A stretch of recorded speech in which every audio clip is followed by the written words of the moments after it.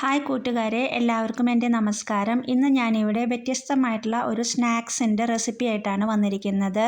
നമുക്ക് കുട്ടികൾക്കൊക്കെ സ്കൂളിൽ നിന്നൊക്കെ വിട്ടു വരുന്ന സമയത്ത് ഇതുപോലൊരു സ്നാക്സ് ഉണ്ടാക്കി കൊടുത്തു കഴിഞ്ഞാൽ വളരെ ഇഷ്ടമായിരിക്കും അവർക്കത് കഴിക്കാനായിട്ട്. നല്ല ടേസ്റ്റ് ഉള്ളതുമാണ്. അപ്പോൾ നമുക്ക് ഇതെങ്ങനെയാണ് തയ്യാറാക്കുന്നതെന്നുള്ള വീഡിയോ കണ്ടു നോക്കാം. അപ്പം ഞാൻ ഇതിന് വേണ്ടിയിട്ട് ഇവിടെ 3 പൊട്ടറ്റോ എടുത്തിട്ടുണ്ട്. അതിൽ നമ്മൾ ഇതിന് വേണ്ടി യൂസ് ചെയ്യുന്നത് ആകെ 2 എണ്ണമാണ്. ഒരെണ്ണം ഞാൻ അതർ പർപ്പസിന് വേണ്ടി ഒരുമിച്ച് അത് ബോയിൽ ചെയ്തെടുക്കുന്നതാണ്. അപ്പോൾ നമുക്കിതിന് 2 പൊട്ടറ്റോ യൂസ് ചെയ്യാം. അതാദ്യം തന്നെ നമ്മൾ കുക്കറിലോട്ട് ഇട്ട് കൊടുത്തിട്ട് നമുക്ക് അത് വേവുന്നതിന് ആവശ്യമായിട്ടുള്ള വെള്ളം നമ്മൾ അതിലോട്ട് ഒഴിച്ചു കൊടുക്കാം.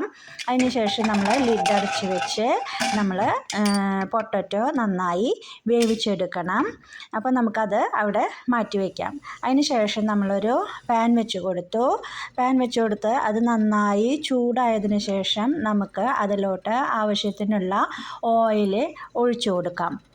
കാരണം നമുക്ക് ഈ പൊട്ടറ്റോ തയ്യാറാക്കുന്നതിന് നമുക്ക് അതർ ഇൻഗ്രീഡിയൻസ് ആയിട്ടുള്ള സബോള, ഇഞ്ചി, പച്ചമുളകൊക്കെ നമുക്കൊന്ന് റെഡിയാക്കി എടുക്കാനായിട്ടുണ്ട്. അപ്പോൾ ഞാനിവിടെ ഒരു സബോളയുടെ പകുതി ഭാഗമാണ് എടുത്തിരിക്കുന്നത്. അത് ഞാനിങ്ങനെ ചെറിയ പീസുകളായി കുനുകുനാന്ന് കട്ട് ചെയ്തിട്ടുണ്ട്. അത് അതിൽ ചേർത്ത് കൊടുത്തിട്ടുണ്ട്. അതുപോലെ തന്നെ കുറച്ച് കറിവേപ്പില എടുത്തിട്ട് അതും ഞാൻ ചെറുതായി കട്ട് ചെയ്തിട്ട് ഇട്ട് കൊടുത്തു. അതുപോലെ 2-3 പച്ചമുളക് നമ്മൾ റൗണ്ടിൽ കട്ട് ചെയ്തിട്ട് അത് ചെറിയ പീസുകളായിട്ട് കട്ട് ചെയ്തെടുക്കുക. ചെറിയൊരു പീസ് ഇഞ്ചിയും കട്ട് ചെയ്യാം.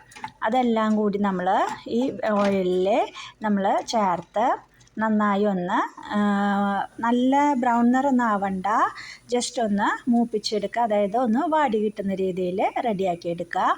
അതിന് ശേഷം നമുക്ക് അതിലോട്ട് ആവശ്യത്തിനുള്ള ഉപ്പ് ചേർത്ത് കൊടുക്കുക. പിന്നെ നമ്മളൊരു 1/4 ടീസ്പൂണ് മഞ്ഞൾപ്പൊടിയും 1 ടീസ്പൂണോളം മുളക് പൊടിയും നമ്മൾ അതിലോട്ട് ചേർത്ത് കൊടുക്കുക. അതിന് ശേഷം അതിൻ്റെ ഒരു റോ ടേസ്റ്റ് പോകുന്നത് വരെ അത് നമുക്ക് നന്നായി ഒന്ന് മിക്സ് ചെയ്തെടുക്കാം. അതിന് ശേഷം നമ്മൾ എന്താ ചെയ്യേണ്ടതെന്ന് വെച്ചാൽ നമ്മുടെ വേവിച്ച് വെച്ചിരിക്കുന്ന പൊട്ടറ്റോയുടെ സ്കിന്നെല്ലാം കളഞ്ഞതിന് ശേഷം നന്നായി ഒന്ന് ഉടച്ചെടുക്കണം.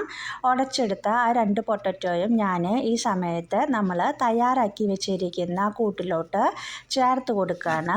അത് ചേർത്ത് കൊടുത്തതിന് ശേഷം നമുക്കത് ആ സബോള, ഇഞ്ചി, പച്ചമുളകും മുളകൊക്കെ ആയിട്ട് നമുക്ക് നന്നായി ഒന്ന് മിക്സ് ചെയ്ത് നന്നായി ഒന്ന് യോജിപ്പിക്കുന്ന രീതിയിൽ നമ്മളതിനെ മിക്സ് ചെയ്തെടുക്കുക.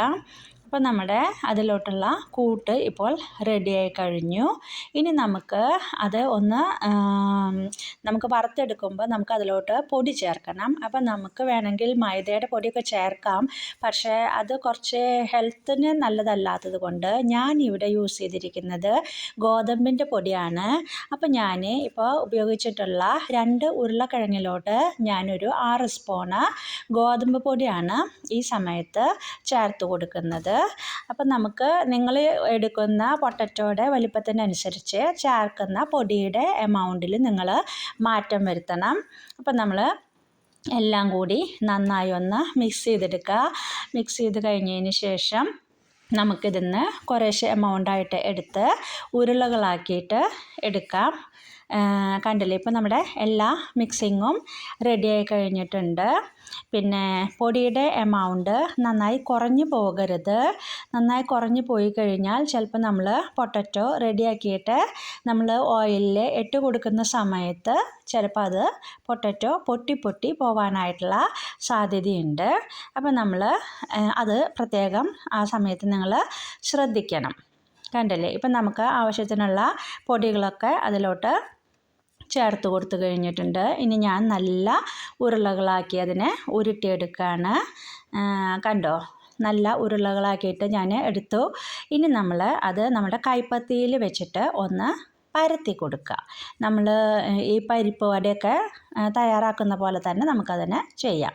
കണ്ടോ, നന്നായി അതിനെ ഒന്ന് പരത്തി കൊടുത്തതിന് ശേഷം നടുവിൽ നമ്മളൊരു ഹോള് ഇട്ട് കൊടുക്കുക.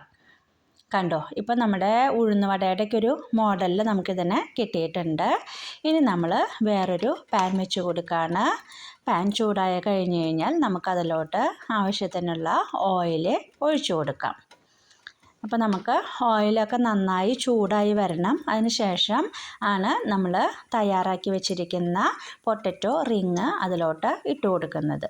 അപ്പോൾ അതാ ഞാൻ പൊട്ടറ്റോ റിങ് ഓരോന്നോരോന്നായിട്ട് അതിലോട്ട് ചേർത്ത് കൊടുക്കുകയാണ്. ഇത്രയുള്ള വരുന്നുള്ളൂ.